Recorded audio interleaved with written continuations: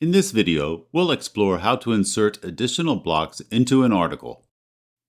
Adapt uses a nested structure to build its page. A page contains articles, an article contains blocks, a block contains components. The Adapt UI kit mimics that structure.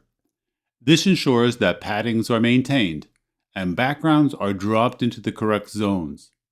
But nesting XD components in one another can lead to some frustrating drag and drop maneuvers. It's difficult to drag an XD component into another XD component.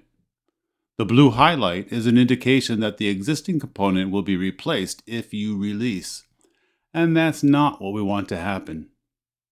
The better way to add an adapt block is to duplicate an existing block. And this is a technique that is not exclusive to blocks. You can use it in other situations. Let's start with a base template. We'll navigate in the Layers panel until we reach the block. Now, right-click on the block and select Duplicate from the context menu. If your storyboards are all finished, you can add as many blocks as you need.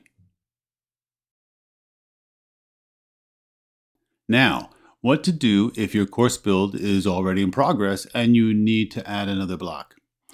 Do the same thing. Let's use this page of question components. Here, I'll keep clicking on the previous block until it is selected. And then I'll move over to the Layers panel, right-click the block, and select Duplicate. Now I can drag components to swap sides. Or I could drag another Adapt component into place to replace them. I can even reset the block's component container by selecting Reset to Main State. Oh, you can't see that name. Let's expand the panel. You want to reset the component container.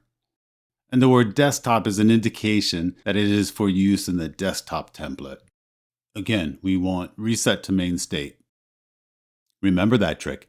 It can be handy if your design experiments get a little wonky.